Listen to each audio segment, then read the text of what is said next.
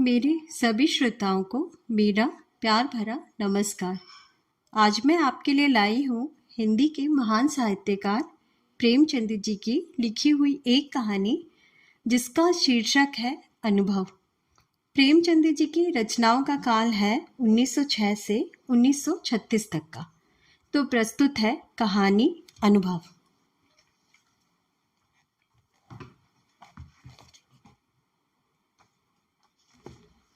प्रियतम को 1 वर्ष की सजा हो गई थी और अपराध केवल इतना था कि 3 दिन पहले जेठ की तपती दोपहरी में उन्होंने राष्ट्र के कई सेवकों का शरबत पान से सत्कार किया था। मैं उस वक्त अदालत में खड़ी थी। कमरे के बाहर सारे नगर की राजनीतिक चेतना किसी बंदी पशु की भांति खड़ी चित्कार कर रही थी। मेरे प्राण धन हथकड़ियां जकड़े हुए लाए गए। चारों ओर सन्नाटा छा गया। मेरे भीतर हाहाकार मचा हुआ था, मानो प्राण पिघला जा रहा हो। आवेश की लहरें सी उठ उठकर समस्त शरीर को रोमांचित किए देते थे। ओह, इतना गर्व मुझे कभी ना हुआ था। वह अदालत, कुर्सी पर बैठा हुआ अंग्रेज अफसर, लाल जरीदार पगड़ियां बांधे हुए पुलिस के कर्मचारी, सब मेरी आंखों में तुच्छ जान पड़ते थे। बार बार जी में आता था दौड़कर जीवन धन के चरणों में लिपट जाऊं और उसी दशा में प्राण त्याग दूं। कितनी शांत, अविचलित, तेज और स्वाभिमान से प्रदीप्त मूर्ति थी। ग्लानि, विषाद या शोक की छाया भी न थी। नहीं, उन होठों पर एक स्फूर्ति से भरी हुई मनोहारिणी ओजस्वी मुस्कान थी। इस अपराध के लिए 1 वर्ष का कठिन कारावास। वाह रे न्याय, तेरी बलिहारी है। मैं इसे 1000 अपराध करने को तैयार थी। प्राणनाथ ने चलते समय एक बार मेरी ओर देखा, कुछ मुस्कुराए, फिर उनकी मुद्रा कठोर हो गई। अदालत से लौटकर मैंने 5 रुपए की मिठाई मंगवाई और स्वयं सेवकों को बुलाकर खिलाया। और संध्या समय मैं पहली बार कांग्रेस के जलसे में शरीक हुई। शरीक भी नहीं हुई, मंच पर जाकर बोली और सत्याग्रह की प्रतिज्ञा ले ली। मेरे आत्मा में इतनी शक्ति कहाँ से आ गई, नहीं कह सकते। सर्वस्व लूट जाने के बाद फिर किसकी शंका और किसका डर। विधाता का कठोर से कठोर आघात भी अब मेरा क्या हित कर सकता था। दूसरे दिन मैंने 2 तार दिए, एक पिताजी को, दूसरा ससुर जी को। ससुर जी पेंशन पाते थे।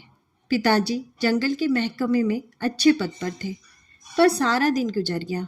तार का जवाब नदारद। दूसरे दिन भी कोई जवाब नहीं। तीसरे दिन दोनों महाशयों के पत्र आए। दोनों जामे से बाहर थे। ससुर जी ने लिखा था, आशा थी तुम लोग बुढ़ापे में मेरा पालन करोगे। तुमने उस आशा पर पानी फेर दिया। क्या अब चाहती हो मैं भिक्षा मांगू? मैं सरकार से पेंशन पाता हूँ। तुम्हें आश्रय देकर मैं अपनी पेंशन से हाथ नहीं धो सकता। पिताजी के शब्द इतने कठोर ना थे, पर भाव लगभग ऐसा ही था। इसी साल उन्हें ग्रेड मिलने वाला था। वह मुझे बुलाएंगे तो संभव है ग्रेड से वंचित होना पड़े। हाँ, वह मेरी सहायता मौखिक रूप से करने को तैयार थे। मैंने दोनों पत्र फाड़कर फेंक दिए और उन्हें कोई पत्र ना लिखा। हाँ, स्वार्थ, तेरी माया कितनी प्रबल है। अपना ही पिता केवल स्वार्थ में बाधा पड़ने के भय से लड़के की तरफ से इतना निर्दय हो जाए, अपना ससुर अपनी बहू की ओर से इतना उदासीन हो जाए। मगर अभी मेरी उम्र ही क्या है, अभी तो सारी दुनिया देखने को पड़ी है। अब तक मैं अपने विषय में निश्चिंत थी, लेकिन अब यहाँ नई चिंता सवार हुई। इस निर्जन घर में निराधार निराश्रय कैसे रहूंगी? मगर जाऊंगी कहाँ? अगर कोई मर्द होती तो कांग्रेस के आश्रम में चली जाती या कोई मजूरी कर लेते। मेरे पैरों में नारित्व की बेड़ियां पड़ी हुई थी। अपनी रक्षा की इतनी चिंता ना थी जितनी अपने नारित्व की रक्षा की। अपनी जान की फिक्र ना थी, पर नारित्व की ओर किसी की आंख भी ना उठनी चाहिए। किसी की आहट पाकर मैंने नीचे देखा। 2 आदमी खड़े थे। जी में आया, पूछूं, तुम कौन हो? यहाँ क्यों खड़े हो? मगर फिर ख्याल आया, मुझे यह पूछने का क्या हक? आम रास्ता है, जिसका जी चाहे खड़ा हो। पर मुझे खटका हो गया। उस शंका को किसी तरह दिल से ना निकाल सकती थी। वह एक चिंगारी की भांति हृदय के अंदर समा गई थी। गर्मी से देह फूकी जाती थी, पर मैंने कमरे का द्वार भीतर से बंद कर लिया। घर में एक बड़ा चाकू था, उसे निकालकर सिरहने रख लिया। वह शंका सामने बैठी घूरती हुई मालूम होती थी। किसी ने पुकारा, मेरे रोए खड़े हो गए। मैंने द्वार से कान लगाया। कोई मेरी कुंडी खटखटा रहा था। कलेजा धक धक करने लगा। वही दोनों बदमाश होंगे। क्यों कुंडी खटखटा रहे हैं? मुझसे क्या काम है? मुझे झुंझलाहट आ गई। मैंने द्वार खोला और छज्जे पर खड़ी होकर जोर से बोली, कौन कुंडी खटखटा रहा है? आवाज सुनकर मेरी शंका शांत हो गई। कितना ढारस हो गया। यह बाबू ज्ञानचंद थे। मेरे पति के मित्रों में इनसे ज्यादा सज्जन दूसरा नहीं है। मैंने नीचे जाकर द्वार खोल दिया। देखा तो एक स्त्री भी थी। वह मिसेस ज्ञानचंद थी। यह मुझसे बड़ी थी। पहले पहल मेरे घर आई थी। मैंने उनके चरण स्पर्श किए। हमारे यहाँ मित्रता मर्दों ही तक रहती है, औरतों तक नहीं जाने पाती। दोनों जने ऊपर आए। ज्ञान बाबू एक स्कूल में मास्टर हैं, बड़े ही उदार, विद्वान, निष्कपट। पर आज मुझे मालूम हुआ कि उनकी पथ प्रदर्शिका उनकी स्त्री है। वह दोहरे बदन की प्रतिभाशाली महिला थी। चेहरे पर ऐसा रूप था मानो कोई रानी हो। सिर से पांव तक गहनों से लदी हुई। मुख सुंदर ना होने पर भी आकर्षक था। शायद मैं उन्हें कहीं और देखती तो मुंह फेर लेती। गर्व की सजीव प्रतिमा थी, पर बाहर जितनी कठोर, भीतर उतनी ही दयालु। घर कोई पत्र लिखा? यह प्रश्न उन्होंने कुछ हिचकते हुए कहा। मैंने कहा, हाँ लिखा था। देवी, कोई लेने आ रहा है? जी नहीं, ना पिताजी अपने पास रखना चाहते हैं, ना ससुर जी। तो फिर क्या? अभी तो यहीं पड़ी हूं। देवी, तो मेरे घर क्यों नहीं चलती? अकेले तो इस घर में मैं ना रहने दूंगी। खुफिया के दो आदमी इस वक्त भी डटे हुए हैं। देवी, मैं पहले ही समझ गई थी, दोनों खुफिया के आदमी होंगे। ज्ञान बाबू ने पत्नी की ओर देखकर कहा, मानो उसकी आज्ञा से कहा, तो मैं जाकर तांगा लाऊं? देवी जी ने इस तरह देखा मानो कह रही हो, क्या अभी तुम यहीं खड़े हो? मास्टर साहब चुपके से द्वार की ओर चले। देवी जी बोली, ठहरो, कै तांगे लाओगे? मास्टर साहब घबरा गए। कै? देवी, हाँ कै। एक तांगे पर 3 सवारियां ही बैठेंगी। संदूक, बिछावन, बर्तन, भाड़े क्या मेरे सिर पर जाएंगे? मास्टर साहब डरते डरते बोले, तो 2 लेता आऊंगा। देवी, एक तांगे में कितना सामान भर दोगे? तो 3 लेता हूं। देवी, अरे तो जाओगे भी? जरा सी बात के लिए घंटा भर लगा दिया। मैं कुछ करने ना पाई थी कि ज्ञान बाबू चल दिए। मैंने सकचाते हुए कहा, बहन तुम्हें मेरे जाने से कष्ट होगा?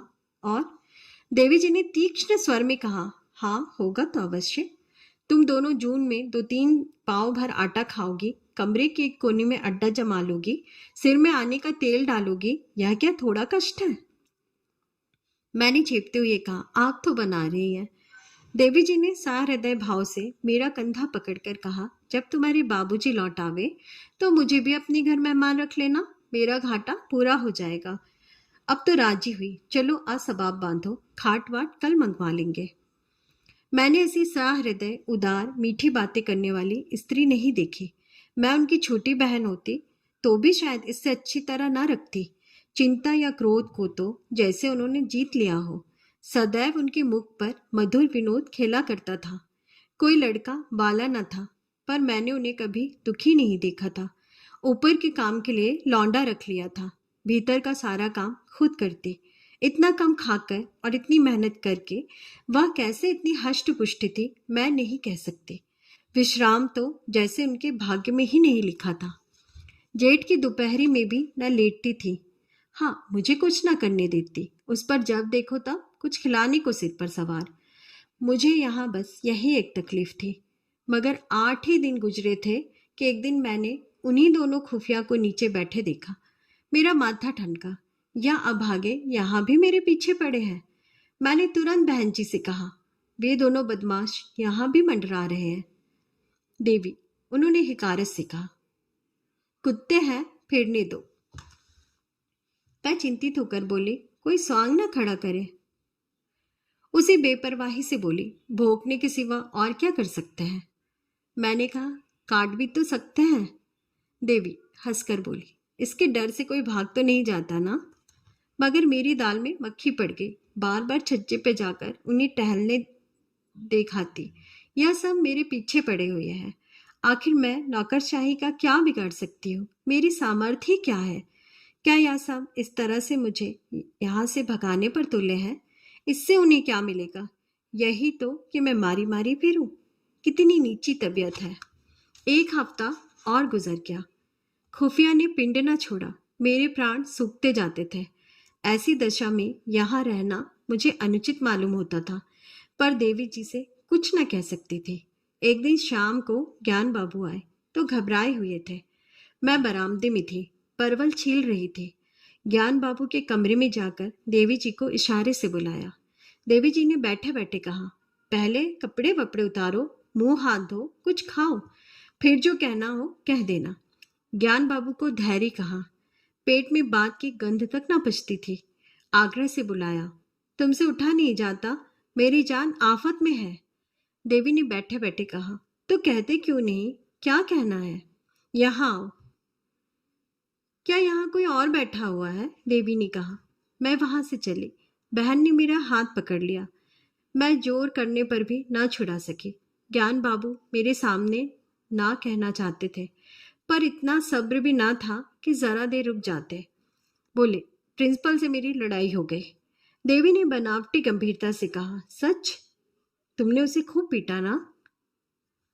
तुम्हें दिल लगी सोचती है यहाँ नौकरी जा रही है? देवी, जब यह डर था तो लड़े क्यों? मैं थोड़े ही लड़ा। उसी ने मुझे बुलाकर डांटा। बेकसूर। अब तुमसे क्या कहूं? देवी, फिर वही पर्दा। मैं कह चुकी, यह मेरी बहन है, मैं इससे कोई पर्दा नहीं रखना चाहती। और जो इन्हीं के बारे में कोई बात हो तो? देवी जी ने जैसे पहली बूझकर कहा, अच्छा समझ गई, कुछ खुफियों का झगड़ा होगा। पुलिस ने तुम्हारे प्रिंसिपल से शिकायत की होगी। ज्ञान बाबू ने इतनी आसानी से अपनी पहेली का बूझा जाना स्वीकार न किया। बोले, पुलिस ने प्रिंसिपल से नहीं, हाकिम जिला से कहा। उसने प्रिंसिपल को बुलाकर मुझसे जवाब तलब करने का हुक्म दिया। देवी ने अंदाज से कहा, समझ गई, प्रिंसिपल ने तुमसे कहा होगा कि उस स्त्री को घर से निकाल दो। हाँ, यही समझ लो। तो तुमने क्या जवाब दिया? अभी कोई जवाब नहीं दिया। वहां खड़े खड़े क्या करता? देवी जी ने आड़े हाथों लिया। जिस प्रश्न का एक ही जवाब हो, उसमें सोच विचार कैसा? ज्ञान बाबू सिर पिटा कर बोले, लेकिन कुछ सोचना तो जरूरी था। देवी जी की त्योरियां बदल गई। आज मैंने पहली बार उनका यह रूप देखा। बोली, तुम उस प्रिंसिपल से जाकर कह दो, मैं उसे किसी तरह नहीं छोड़ सकता, और ना माने तो इस्तीफा दे दो। अभी जाओ, लौट कर हाथ मुंह धोना।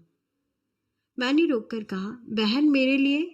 देवी ने डांट बताई, तू चुप रह, नहीं कान पकड़ लूंगी। तो क्यों बीच में कूदती है? रहेंगे तो साथ रहेंगे, मरेंगे तो साथ मरेंगे।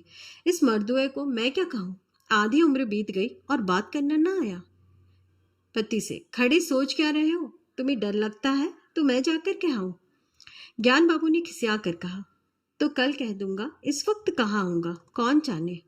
रात भर मुझे नींद ना आई।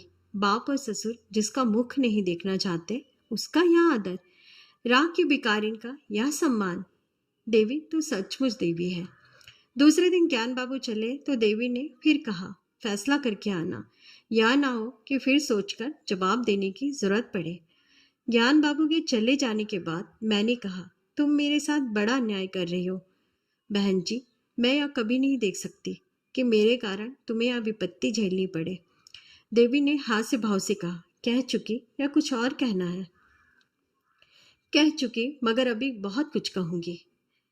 अच्छा बता, तेरे प्रीतम क्यों जेल गए? इसलिए तो कि स्वयं सेवकों का सत्कार किया था। स्वयं सेवक कौन है? यह हमारी सेना के वीर हैं जो हमारी लड़ाइयाँ लड़ रहे हैं। स्वयं सेवकों के भी तो बाल बच्चे होंगे, माँ बाप होंगे, वह भी तो कोई कारोबार करते होंगे। पर देश की लड़ाई कर लड़ने के लिए उन्होंने सब कुछ त्याग दिया है। ऐसे वीरों का सत्कार करने के लिए जो आदमी जेल में डाल दिया जाए, उसकी स्त्री के दर्शनों से भी आत्मा पवित्र होती है। मैं तुझ पर एहसान नहीं कर रही हूँ, तू मुझ पर एहसान कर रही है। मैं इस दया सागर में डुबकियां खाने लगी। बोलती क्या। शाम को जब ज्ञान बाबू लौटे तो उनके मुख पर विजय का आनंद था। देवी ने पूछा, हार कि जीत? ज्ञान बाबू ने अकड़ कर कहा, जीत। मैंने इस्तीफा दे तो दिया, चक्कर में आ गया। उसी वक्त हाकिम जिला के पास गया। वहां ना जाने मोटर पर बैठकर दोनों में क्या बात हुई, लौटकर मुझसे बोला, आप पॉलिटिक्स जलसों में तो नहीं जाते? मैंने कहा, कभी भूलकर भी नहीं। कांग्रेस के मेंबर तो नहीं है? मैंने कहा, मेंबर क्या, मेंबर का दोस्त भी नहीं। कांग्रेस फंड में चंदा तो नहीं देते? तो हमें आपसे कुछ नहीं कहना है, मैं आपका इस्तीफा वापस करता हूँ। देवी जी ने मुझे गले लगा लिया। आप सबका कहानी सुनने के लिए बहुत बहुत धन्यवाद।